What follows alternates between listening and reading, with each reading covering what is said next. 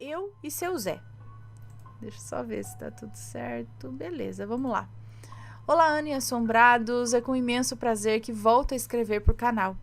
Eu me encontrava em dívida comigo mesma, tendo a obrigação de vir aqui para contar essa história. Fui criada na religião evangélica e ensinada a acreditar que só existe Deus ao lado do bem, e todo o resto se trata de demônios e do diabo.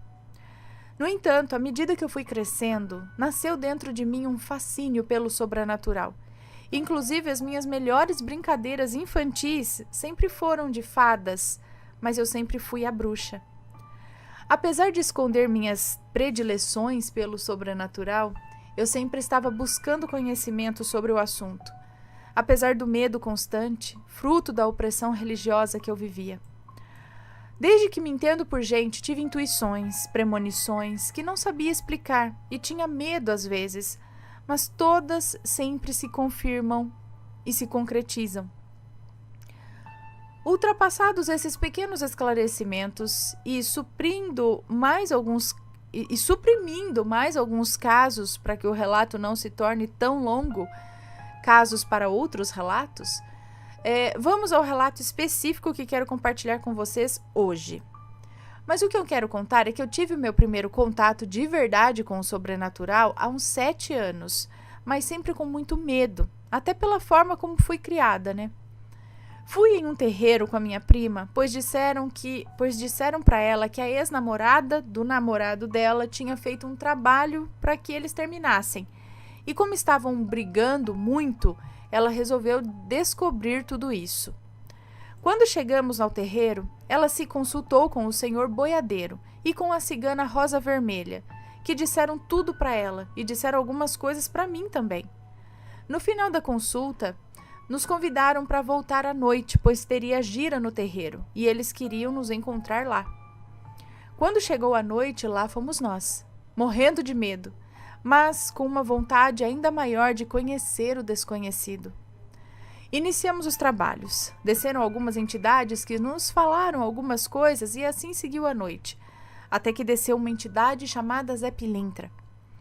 Nossa, ele era encantador. Me olhava de um jeito que atravessava minha alma e isso me emocionava de uma forma que eu nunca tinha sentido antes na vida. Pensei que era por conta do médium ser bem gato, aliás, mas hoje eu percebo que não foi. Naquele dia ele me disse coisas que só eu sabia e falou que estava comigo e que eu nunca estava sozinha. Fui mais algumas vezes nesse e em outros terreiros, mas só como espectadora mesmo. Confesso que eu gosto da Umbanda mais do que... Confesso que gosto da Umbanda mais do que o recomendado para uma evangélica desviada. Bem, em uma das vezes eu estava me sentindo muito mal e com muitos problemas na minha vida. E depois de alguns passes das entidades e de me revelarem algumas coisas também, disseram que uma pessoa estava tentando me fazer mal e que fez um trabalho para mim. Logo depois, e pela terceira vez, eu encontrei o seu Zé. E ele me disse: mexeram com você porque eu não estava na hora, porque com filha minha ninguém mexe e nem padece. Ninguém mexe e nem padece. E o que foi feito agora está desfeito.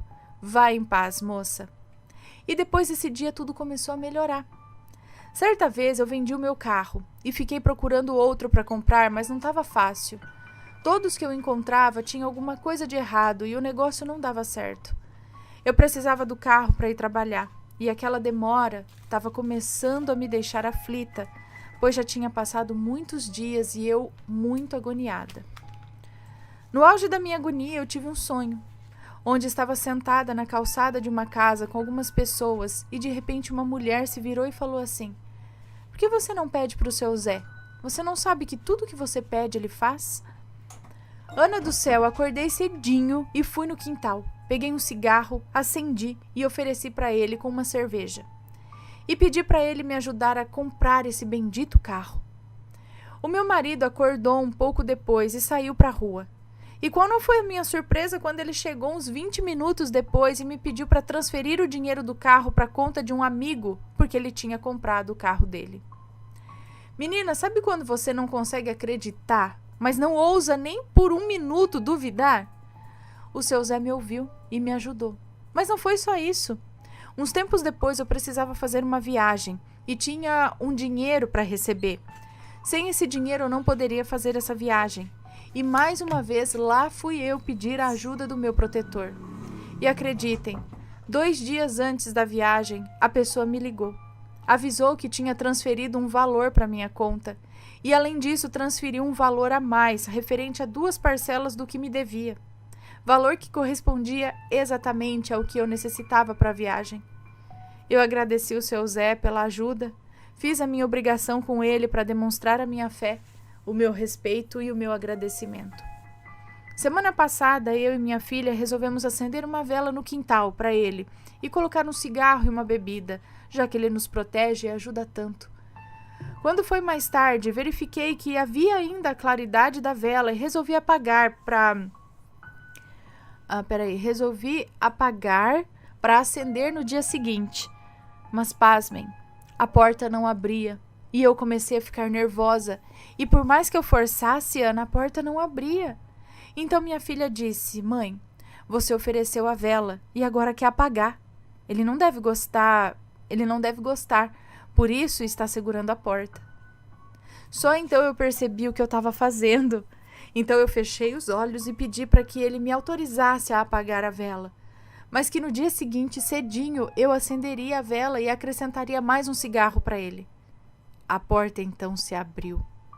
Sem esforço, sem sacudidas e sem empurrões. Seu Zé permitiu que a porta fosse aberta, então.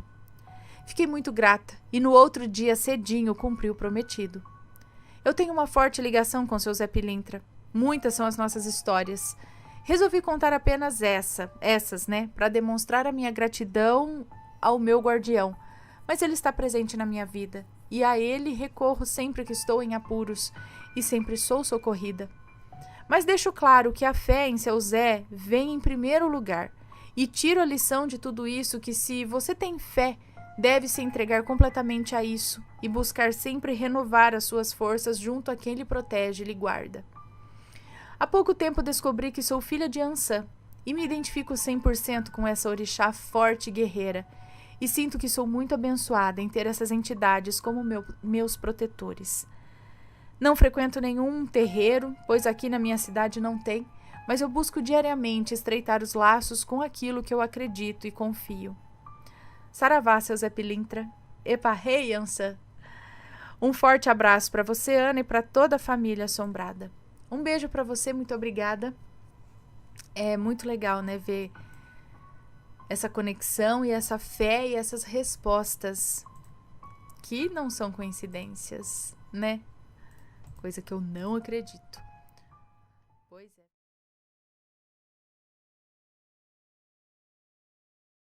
Eu tinha que ir para a casa de um amigo e para isso precisava pegar um ônibus para ir até o terminal de ônibus aqui de Fortaleza e de lá pegar outro ônibus para a casa dele. Quando subi no primeiro ônibus, percebi 3 rapazes mal encarados, logo depois da catraca. E assim que passei...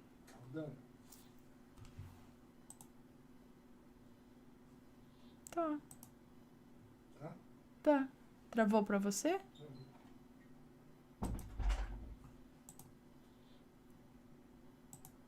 Tá tudo certo, né? Não tá travado. Tá. Bom, quando subi no primeiro ônibus, percebi 3 rapazes mal encarados logo depois da catraca. E assim que passei dela... Tá sem música?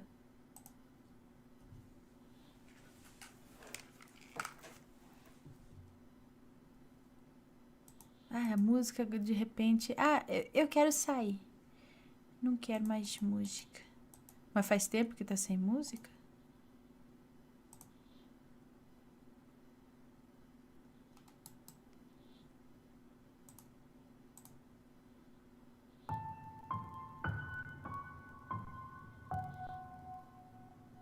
Pronto, acho que agora vai. Não pode ficar sem musiquinha do Miu. Quando subi no primeiro ônibus, percebi 3 rapazes mal encarados logo depois da catraca. E assim que passei dela, um deles se levantou e mandou que eu sentasse na cadeira que ele me oferecia. Isso mesmo, Aninha, ele não pediu, ele mandou. Eu ignorei e sentei na cadeira preferencial mesmo. Depois disso começou o inferno. Esses 3 homens me assediaram quase até metade do caminho, que foi quando eu me revoltei. Olhei para eles e disse: "Vocês não estão vendo que eu não quero papo?" Quando eu disse isso, eles começaram a me ameaçar e eu fiquei logo nervosa, suando, com medo que eles me assaltassem no terminal e comecei a olhar para frente. E foi quando vi um senhorzinho que eu nunca havia visto na vida, lá na frente, acenando para mim. E eu já nervosa me levantei e fui até ele. Quando cheguei lá, ele me recebeu com: "Nossa, como você tá bonita!" E começou a falar coisas sobre a minha vida que ele não tinha como saber sem me conhecer. Quando chegamos ao terminal, eu desci. Os homens que me assediaram passaram por mim de cabeça baixa e bem rápido, como se eu tivesse me transformado em um dragão de 7 cabeças. E eu fiquei esperando o senhorzinho descer, mas isso não aconteceu. Eu olhei dentro do ônibus e não tinha mais ninguém. Ana, não tinha como aquele senhor ter descido mais rápido que eu, porque era um senhor já bem debilitado. Será que eu conheci o meu anjo da guarda naquele dia? Beijos pra vocês, pro Matheus e pros bebês vampiros. Desculpa. Que legal. Não, é bonito, né? Em 3 homens assediando. Ah, como são corajosos, meu Deus do céu, bando de covarde. 3, né? Vai. Sozinho já é coisa. Vai em 3 ainda. Vontade de socar-lhe. Ai, meu Deus. Você controle, Ana. Então, tá vendo? Acontece essas coisas que aparece o anjo da guarda. Aparece o anjo e que nem aquele caso do...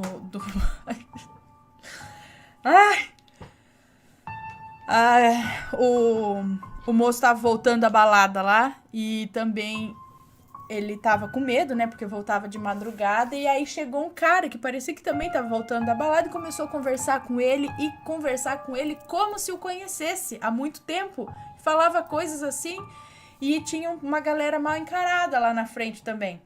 Só que os caras meio que também baixaram a cabeça e ficaram com medo de alguma coisa e o cara só abraçou o ombro dele assim. Então é como esses anjos, parece que para nós eles aparecem com uma aparência bem tranquila, assim, que nem um senhorzinho que vem conversando, falando com você, pegando a sua atenção e conversando aqui, que nem aquele cara que parecia um amigo ali na rua, de boa, mas para as pessoas que estão ali ameaçando, sei lá o que eles veem, porque sei que eles saem pianinho dali. Não sei. Tem um outro também que é nesse estilo. A desgraça apareceu para as minhas tias. O moço que nos conta esse relato diz que quem contou isso para ele foi a avó dele, e isso aconteceu ainda na adolescência dela. Ele conta que essa avó dele tinha 2 irmãs, e essas tias-avós, né, essas tias dele, num certo dia, brigaram tanto, xingaram tanto que passaram dos limites. Passaram aquele dia xingando, citaram o nome da desgraça pelada aí diversas vezes durante aquele dia. Mas até aí tudo bem. A coisa pegou fogo mesmo à noite, quando elas foram dormir. No meio da noite, as 2 acordaram juntas com uma voz estrondosa que chamava pelas 2. E quando elas olharam na direção da voz, elas se arrependeram de tudo que haviam dito durante aquele dia, pois viram uma coisa tão feia e bizarra que elas começaram a gritar chamando pela mãe delas, ou seja, a bisavó do moço que nos conta o relato. Quando a bisavó chegou no quarto, logo perguntou o que tinha acontecido. E as 2, ainda em choque, contaram o que tinham acabado de presenciar. E a bisavó, é claro, disse, a bisavó do moço que nos conta esse relato, a mãe delas, disse: eu avisei vocês e que isso sirva de lição. Ou seja, chamou tanto a desgraça que ela apareceu.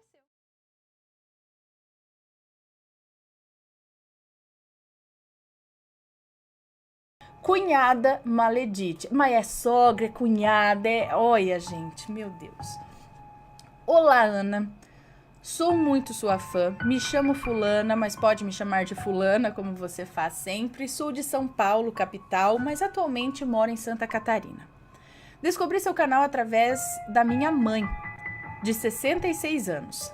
Todo dia, ao chegar do trabalho, eu vejo ela escutando seus relatos. Até meu filho, de 6 anos, ama os seus relatos. Mãe, vamos ouvir relatos da Ana? Que bonitinho! Bom, esse relato que vou contar aconteceu comigo no final de 2018. Preciso dar algumas informações para o relato ficar mais claro. Os nomes já estão devidamente trocados. Obrigada. Eu sou casada há 11 anos com o meu marido Cláudio. Meu marido tem um irmão mais novo, o Luiz.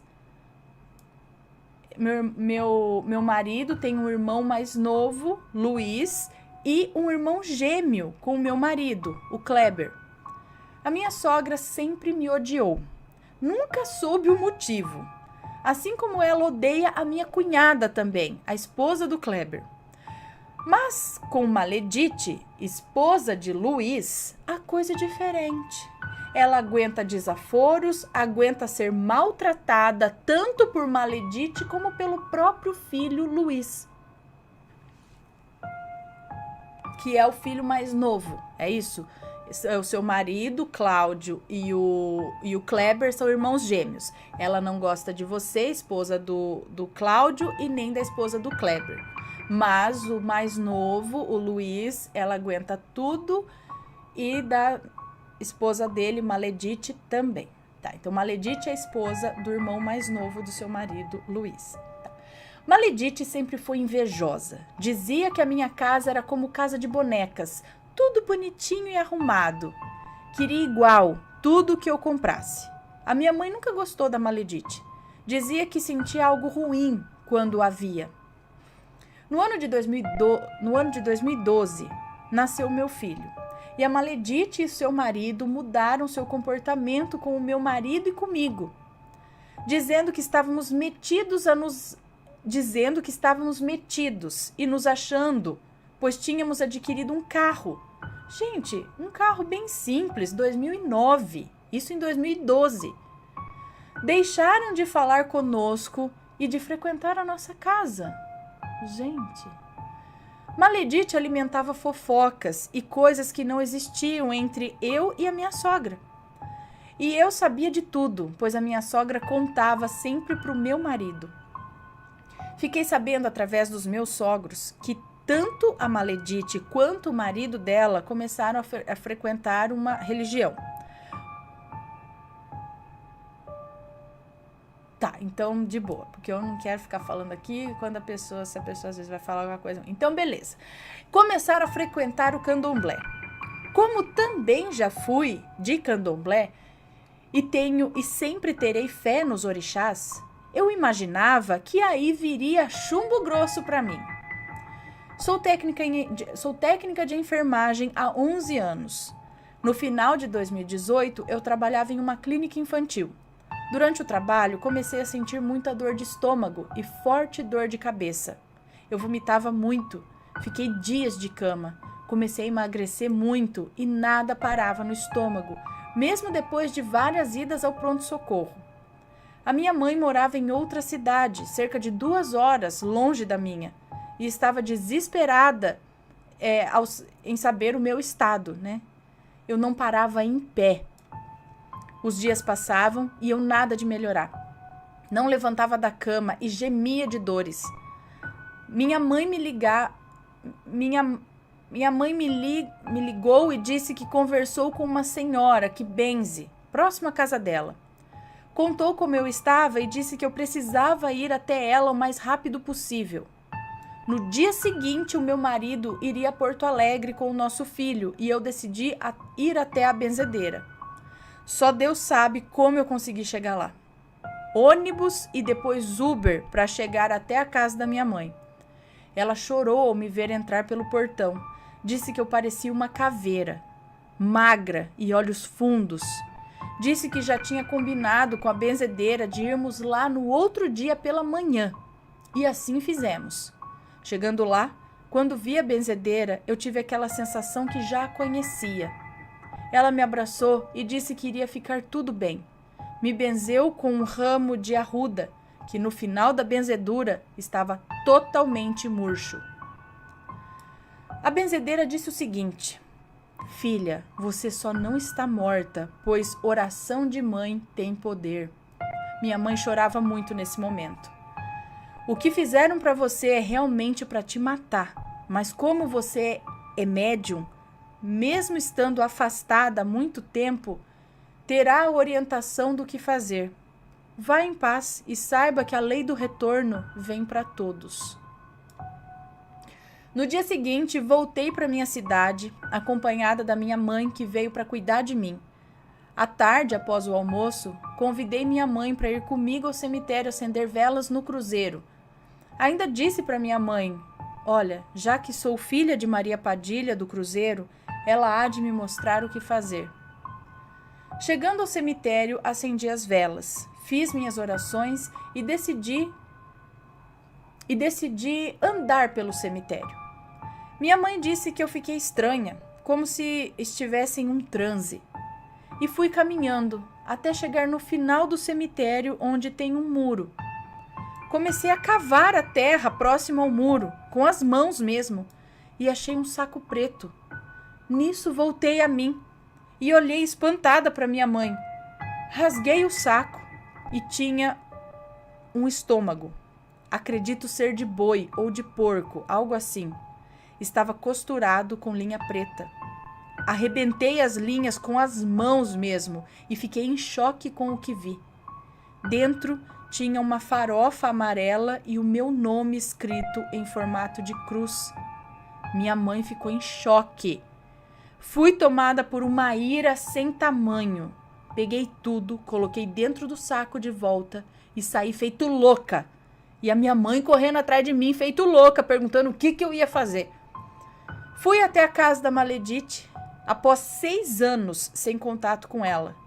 Bati palmas no portão e assim que ela saiu, ficou em choque quando me viu. Joguei o saco por cima do portão, caindo no quintal dela e esparramando tudo. Ela também ficou em choque. Ela ficou em choque, né? E eu disse: vim te devolver o que é teu. Te desejo a misericórdia divina, pois você não é feliz. Não tenho medo de você e nem do que você faz para mim. Virei as costas e escutei ela rindo e gritando: se prepare, só tá começando. Fui embora. Chorei muito ao chegar em casa e no dia seguinte acordei muito melhor. Fiz uma oração a Maria Padilha do Cruzeiro, agradecendo, e sei que ela sempre cuida de mim. Maledite continua levando a sua vidinha, sempre na pindaíba, desejando o que é dos outros, 1 passo para frente e 2 para trás. Mas creio que inferno não existe, o inferno é aqui. Aqui se faz, aqui se paga. Espero que tenha gostado do relato, Ana, pois realmente aconteceu comigo. Um grande beijo para você, para o Matheus e para as crianças. Parabéns pelo canal, sucesso. Beijos para você, muito obrigada pelo relato. Cara, pois oi, foi lá e achou o trabalho que a outra fez, mas na unha. Graças à entidade, né? Que gente do céu, que babado, que triste, né? São pessoas infelizes mesmo. É o que ela falou. Eu sei que você não é feliz. Quem faz isso com os outros não é feliz. E aí tenta estragar a felicidade dos outros. Acha que isso vai... Não vai. Só vai piorar para todo mundo. Mas para a própria pessoa que fez. É fato. Nunca dá certo.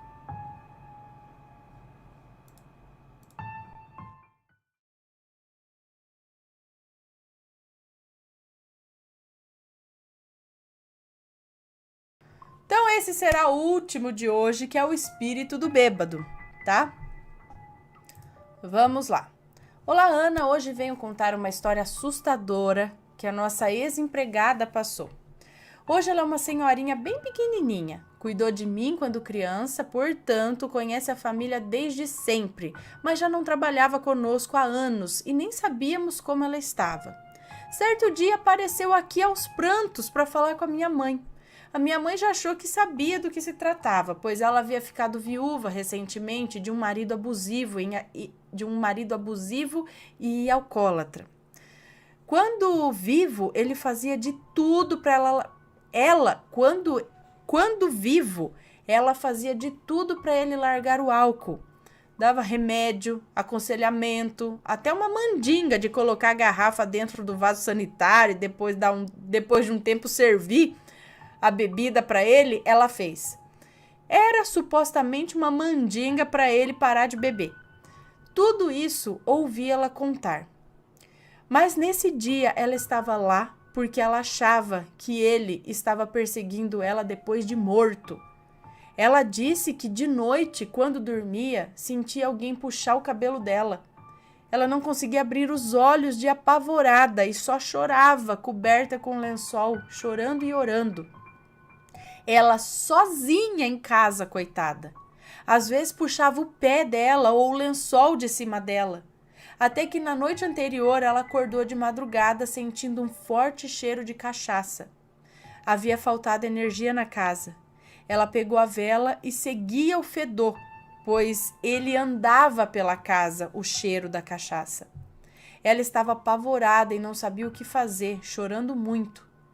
Não sei o que minha mãe aconselhou, mas parece que ela procurou a igreja para ajudá-la na situação, pois um tempo depois parece que tudo passou. Abraço a todos e no demolidor da casa. Muito obrigada, um beijo para você. Tadinha. Olha, mas não basta em vida, depois de morto, ainda vem azucrinar, gente. Ô, Laia.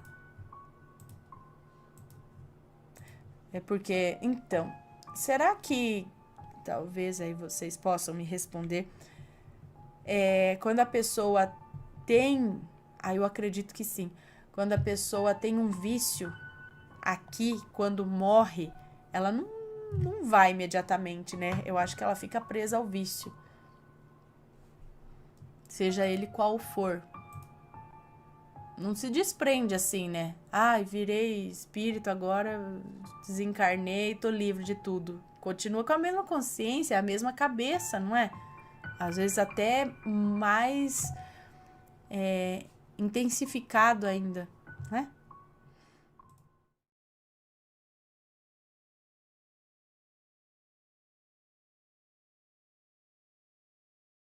Vamos ver esse daqui, ó. Vamos ver esse daqui, que é longo também. E esse daqui tem meio que não chega aí pra um proibidão, mas às vezes eu vou ter que tomar cuidado com alguma coisa aqui, entendeu? Porque tá lendo ali na tag que tem uma censurinha light aí, mas tem. Vamos tomar um cuidado aqui, vamos ver. Boa noite, Anne. Esqueci de falar o título do relato, gente. Disfarça. Vamos lá. Por me apaixonar por um narcisista, me tornei uma maledite. Boa noite, Ana e assombrados. Confesso que pensei muito, mas muito mesmo, se deveria ou não escrever esse relato. Tá abrindo a porta ali do lado, vai regar as plantinhas. Pois isso ainda me machuca muito. Também não sei se estou preparada para as críticas das pessoas e também sua. Eu vou falar nada. Ficar quieta, porque ela se tornou maledite, mas vamos lá. Peguem leve comigo, por favor. Então, é verdade, pessoal, não tem que vir aqui castigar nem julgar ninguém, né? Vai apontar o dedo pra ninguém. Vamos deixar aqui, ela tá falando aqui, ó, meu arrependimento já me custa caro. Então, ela já tá arrependida, já viu o que fez, não tem que ficar ninguém lá, como se ninguém tivesse nenhum erro na vida, né? O povo adora botar o dedinho como se ninguém... Então, vamos respeitar. Não vou me identificar, é claro. Nem identificar lugares, nada. É claro. Usarei nomes fictícios das pessoas envolvidas. No mais, beleza. Bom, conheci o Paulo em 2014 por uma rede social. Na verdade, ele passou a me seguir e puxar assunto em tudo que eu postava. Fazia elogios, era muito gentil e simpático. Logo nos tornamos amigos e conversávamos diariamente. Trocamos telefones e daí passamos a conversar via WhatsApp e por ligações que duravam horas. Embora o Paulo fosse um príncipe em todos os sentidos, nossas conversas nunca passaram de amizade. Até então. Até porque, segundo ele me disse, na época ele estava se separando da esposa, pois não havia mais nada o que se fazer para salvar seu casamento. Ele me contou que descobriu uma traição da esposa com um colega de trabalho dela, entre outras inúmeras coisas. Ele falava muito mal dela para mim, inclusive que entre eles já não rolava mais nada há mais de 1 ano. Guardem essa informação.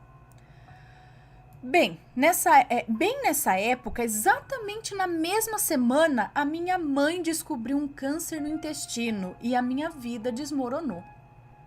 Foi então que me apeguei mais ao Paulo. Ele me consolava, me dava ânimo, força. Era mais que um ombro amigo. E acho que foi nesse momento de extrema fragilidade que me vi gostando muito dele de uma forma diferente. E ele correspondia. Dizia encontrar em mim esperanças para enfrentar uma nova etapa da vida dele. Que se eu aparecesse antes na vida dele, ele não teria cometido aquele erro, o casamento. Acontece que com o passar dos dias e os cuidados com a minha mãe e a rotina de hospital quase que diariamente, eu e Paulo nos falávamos pouco. E quando não nos falávamos era uma saudade tão forte, tão doída, é difícil de explicar. Eu até fiquei meio receosa de estar tão apegada há tão pouco tempo, né? Talvez fosse a carência, o carinho e a atenção que ele me dava, a necessidade de um porto seguro naquele momento. Paulo me disse que pôs um fim definitivo no casamento e me pediu em namoro. Eu, óbvio, aceitei. Detalhe, até aquele momento não havíamos nos conhecido pessoalmente, apenas por fotos e videochamada. Eu vivia mais no hospital com a minha mãe e ele trabalhava muito, além de morar no interior do estado e eu na capital. Ok, para mim, no momento certo nos encontraríamos e seria o momento mais mágico da minha vida. Eu já estava gostando bastante do Paulo. Tanto que até doía. Mesmo quando tudo estava bem, mesmo quando tudo estava bem, sinal vermelho de que algo está errado, vocês devem estar... eu gostava dele tanto que até doía, mesmo quando tudo estava bem. Sinal vermelho de que algo está errado. Vocês devem estar pensando, nossa, mas que mulher carente, nem conheceu o boy pessoalmente e já estava apaixonada desse jeito? Acontece. Eu até concordo, mas em minha defesa, devo dizer que eu realmente estava em um momento frágil da minha vida. E sim, me apeguei muito à forma carinhosa e protetora do Paulo. Ficava tentando imaginar o porquê um cara tão bom, tão bacana, tão amigo e gentil era tão esculachado e traído pela esposa. Darei a ela o nome fictício de Lívia. Cheguei até a nutrir certo rancor e raiva pela Lívia, de tanto que ele falava mal dela. Atenção, meninas, esse é mais um dos sinais vermelhos de um narcisista, a triangulação. Fiquem atentas. O que é triangulação? Ter 2 mulheres? Gente, o que é triangulação? Ele fala mal de uma e fica com essa, mas depois ele fica com aquela também e fala mal dessa, seria isso? Aí ele fica mantendo as duas, fazendo essa se sentir especial porque fala mal daquela e faz aquela se sentir especial porque fala bem mal dessa? É isso? O que é triangulação? Enfim, vamos lá, continuando. Bom, os meses se passaram...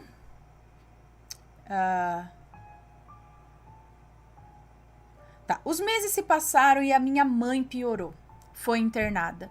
Eu revezava com uma tia no hospital. Ficava de madrugada e ela ficava de dia. Nessa época eu trabalhava como enfermeira home care e já ia do hospital direto para o trabalho e do trabalho direto para o hospital novamente. Eu era um zumbi ambulante nessa época. A faculdade que eu fazia à noite tive que trancar até tudo se resolver. Foi então que comecei a notar o Paulo distante, frio. Já não conversava comigo como antes. Eu pedi a ele para ir me encontrar no hospital, pois eu precisava muito dele. E ele sempre dava uma desculpa que tinha que trabalhar até mais tarde, que o carro deu problema, etc, etc. E aquilo estava me angustiando. Eu, além de preocupação com o estado de saúde da minha mãe, ainda ficava angustiada por causa do Paulo. Uma certa noite, resolvi stalkear o perfil dele no Twitter e vi uma conversa dele com uma mulher onde ele dizia para ela esperar ele peladinha, que ele ia... eles iam se entender através de vídeo. Meninas, eu desabei naquela hora. Mas assim, ele foi bem uma linguagem chula, assim, que eu não posso falar aqui. Mas ele pediu pra outra mandar foto pelada, porque ele queria usar essa foto. Enfim. Meninas, eu desabei naquela hora. Eu perdi o chão. Aquele era o Paulo. O meu Paulo. Tão educado e gentil que eu conhecia e que gostava tanto de mim. Eu tirei print da conversa e mandei pra ele exigindo explicação. E ele disse que eu era louca. Claro, a gente sempre é louca, né? E ele disse que eu era louca, que eu estava imaginando coisas, que nem era ele naquele perfil, mas eu sabia que era. Botei ele contra a parede e ele assumiu. Disse que já conhecia ela bem antes de mim e que estava tentando sair fora dela, aos poucos, pois ela era louca e poderia prejudicá-lo. Assim que se sai de um relacionamento, é bem assim, pedindo... Eu... apaixonada, perdoei. Daí eu fui descobrindo várias outras mulheres. Ele usava um perfil fake para cada uma delas. Aquilo foi uma facada no meu coração. A partir desse dia, ele começou a me descartar. Me punia com silêncio, desaparecia do mapa, ignorava minhas mensagens, mesmo visualizando, e quando me respondia, jogava toda a culpa em mim, invertendo o jogo e culpando meus ciúmes. Dizia que eu o perseguia e que ele não gostava disso, que eu estava fazendo tudo dar errado. Agora você vê, eu descubro que o cara é um canalha e a culpa é minha por descobrir. Resumindo a história, para não virar um livro, minha mãe faleceu. E era a gota d'água que faltava para eu desmoronar de vez. Eu tive que fazer o reconhecimento do corpo no IML. Como assim? Tem que fazer isso mesmo falecer? Tive que fazer o reconhecimento do corpo no IML e aquela imagem dela morta, toda roxa, não saiu nunca mais da minha cabeça. Naquele momento eu senti tanto ódio do Paulo. Eu me arrependi de não ter dado mais de mim para minha mãe nos últimos dias dela. E prometi para mim mesma que para mim ele morreria junto com ela. Mandei mensagem para ele terminando tudo e pedindo para que não me procurasse mais. Afinal, quando eu mais precisei da presença dele, eu não tive. Agora não importava mais. Então eu caí numa depressão tão profunda, meninas, tão profunda que nem da cama eu levantava mais. Eu não comia, eu não tomava banho, eu só chorava e queria morrer. Uma saudade louca da minha mãe, um rancor enorme do Paulo. Eu emagreci 15 quilos em uma semana. Um adendo. Eu sempre fui gordinha. Inclusive era esse o fetiche do Paulo. Ele adora mulheres gordinhas, por isso a nossa aproximação. Mas voltando ao relato, uma semana depois o meu celular toca. Era ele. Não atendi. Tocou de novo e eu não aguentei.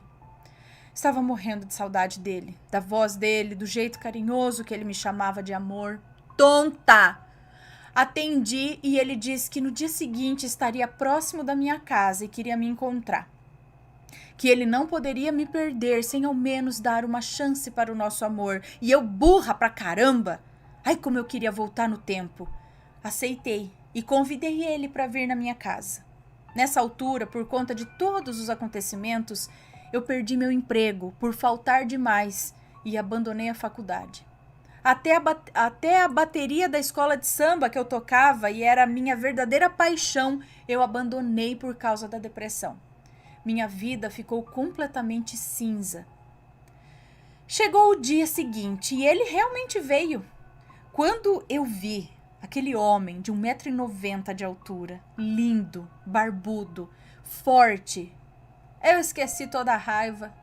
Meu coração parecia que ia saltar pela boca. Ele me abraçou forte, me segurou com força e me beijou com paixão. Menina do céu, que beijo foi aquele! A partir dali eu não respondi mais por mim. E foi tudo ali mesmo, na sala e beleza. Fogos de artifício. Foi a melhor da minha vida. Eu nunca havia sentido isso antes por ninguém. Já tive namorados que gostei muito, mas não daquele jeito. O que tinha no Paulo que me fazia perder a cabeça? Não, o que tinha no Paulo que me fazia perder a força nas pernas? Perder o raciocínio, perder o domínio. Depois que tudo terminou, ele voltou a ficar frio, indiferente. Disse que não podia demorar e simplesmente foi embora. Assim, na lata, sem mais nem menos. E eu fiquei ali, atônita, me questionando. O que será que eu fiz de errado? Naquele dia, ele não falou mais comigo. Nenhuma mensagem sequer ele mandou. Eu não dormi aquela noite. Eu não consegui pregar os olhos, sentida, magoada, me sentindo usada e com muita raiva de mim mesma por ter quebrado a minha promessa de enterrar ele junto com a minha mãe. No dia seguinte, pela manhã, ele me mandou mensagem no WhatsApp dizendo o seguinte: eu estou muito arrependido por ontem. Não devia ter te procurado. Peço que não me procure mais, pois estou tentando reatar meu casamento. Assim se cria maledites, meu querido. E me bloqueou em todas as redes sociais. Eu fiquei em um estado de anestesia. Eu não tinha reação, nem para chorar, para nada. Eu só conseguia sentir o ódio nascendo dentro de mim. Um ódio que eu nunca senti antes em toda a minha vida. Não por ele estar reatando com a esposa, isso com sinceridade eu até achava o certo a se fazer, mas por ter me procurado, por ter me usado para satisfazer o próprio ego, só para ter o prazer de sair por cima, de ser ele a dar a última cartada. Um relacionamento tóxico tem o poder de transformar uma pessoa boa em um monstro. A partir dali, quem virou uma pessoa tóxica fui eu. Passei a stalkear ele através de perfis fakes, já que os meus estavam bloqueados, e vi no Instagram que realmente ele e a esposa estavam em lua de mel, com direito a vinhos e lareiras. Outro detalhe, eu descobri que ele é um encostado, ostenta vinhos caros, viagens, etc., às custas da esposa, que tem certa condição financeira. Voltando, aquilo acabava comigo, mas eu não conseguia parar de olhar. Ele sabia que eu estava stalkeando e era aí que ele massacrava para valer. Era aí que ele fazia questão de enaltecer a esposa, os atributos físicos dela, tipo pele branca, cabelo liso, bunda grande, etc. Passaram-se uns 15 dias e lá estava ele novamente no Twitter seduzindo uma menina de 18 anos, amiga da esposa dele. Cafajeste! E ela toda derretida correspondendo. Sei que era amiga da Lívia porque havia fotos com essa mocinha no Instagram do casal e vários comentários dela elogiando o casal. Aí foi demais pra mim. Aí o meu ódio subiu de uma maneira que eu só pensava em me vingar desse crápula. Chamei essa menina no privado e contei tudo pra ela e a alertei sobre o Paulo. Mas ela, já apaixonada e farinha do mesmo saco, contou tudo pra ele e o meu inferno começou. Eram deboches e mais deboches. Ele me ridicularizava e eu lendo tudo aquilo. Me chamava de pobre, horrorosa, de assalariada, de sem bunda, só baixaria mesmo. E a menina dava altas gargalhadas e ainda dizia que se ele quisesse cometer... E ainda disse que se ele quisesse cometer um crime, a advogada para ele já estava garantida, pois ela estava se formando em direito. Eu cheguei a ir na delegacia com os prints, mas o policial me disse que não valia como prova, pois eles não citavam o meu nome e que aquilo era só para me provocar, que não fariam nada. Pois é. Então resolvi procurar a mulher dele e contei tudo. De mim e da amiga dela. Mostrei os prints, as fotos que tiramos juntos, enfim, contei tudo. E ela simplesmente me disse que eles nunca se separaram. Nunca houve crise nenhuma entre eles e que o Paulo não teria nem para onde ir se ela botasse ele para fora. Que o casamento vai muito além e blá, blá, blá, blá. Disse que eu era uma vagabunda por colocar um homem casado dentro da minha casa. E ainda me chamou de burra por cair em conversa de homem casado. Vocês acreditam nisso? O cara fez tudo o que fez e ainda saiu por cima. Daí a esposa entrou na pilha dele e começou a exibir o amor do casal na internet para me provocar junto com ele, tentando mostrar que eu não consegui destruir o casamento deles. Meu Deus do céu! Quem está destruindo o casamento deles é ele mesmo. Não precisa de mais ninguém para isso, não. Não só o casamento dele, como a minha vida. E sabe lá de quantas outras. Eu só pensava em me vingar desse homem, meninas. A qualquer custo. Não é possível uma pessoa ter um poder de manipulação assim tão grande, onde todos o defendem, não importa o que ele faça. Ele é perverso, ele é cruel e, pelo que percebi, todos que rodeiam ele são iguais. Uma das mulheres do Twitter com quem ele trocava nudes me xingou de pi pra baixo porque eu tentei acabar com o casamento dele. Me xingou de mal amada, disse que ele não me quis porque eu sou horrorosa, mas teve pena. Isso pra todo mundo ler. E ele no perfil dele postando vários kkkk. Eu estava decidida a me vingar. E ali começou... E ali começou a nascer dentro de mim um monstro. Procurei uma mãe de santo de magia negra mesmo, pois eu queria vê-lo pagar por todo o mal que ele me fez, por toda a dor que me causou, pois eu quase enlouqueci. Tentei até acabar com a minha própria vida por me acreditar ser um lixo de mulher. Fui pro hospital, fiquei internada. Eu fui literalmente ao fundo do poço. Desenvolvi transtorno bipolar que luto até hoje para tratar. Mas, voltando ao feitiço, prefiro não entrar em detalhes do que fiz por não ser conveniente, mas envolveu coisa bem pesada. E sim, funcionou. A vida do Paulo foi a ruína. Entrou em uma forte depressão, não conseguiu mais trabalho em lugar nenhum, virou alcoólatra e por fim enlouqueceu. Sei que a lei do retorno existe e que eu não vou escapar dela, mas eu tô em paz. Chumbo trocado não dói. Não vou ser hipócrita de dizer que me arrependo, porque eu não me arrependo nenhum dia da minha vida. Meu único arrependimento foi ter caído nessa lama podre chamada Paulo. Mas uma certeza eu tenho. Esse não destrói mais a vida de mulher nenhuma. Fim. Eu não vou falar nada mesmo, porque assim, ela já tá consciente de tudo que ela fez consciente, e o cara foi um, né, tá certo? Assim, ela não deveria fazer por ela mesma, entendeu? Pra ela não recolher nada de ruim pra ela. Mas eu vou julgar a putice que ela tava, porque o cara foi, olha, né?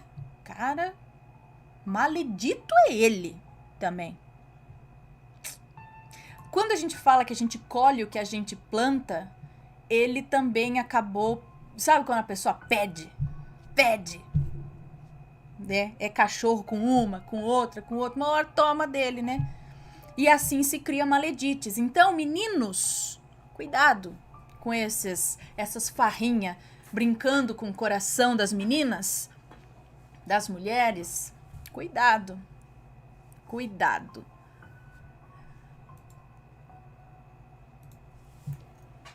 E mulheres também, né? O contrário também, né? O contrário também, às vezes. Então, yeah. Vamos lá. Deixa eu só anotar aqui. Está gostando dos relatos no Reverso Assombrado? Então não se esqueça de deixar o seu like. E é claro, se ainda não for inscrito, se inscreva.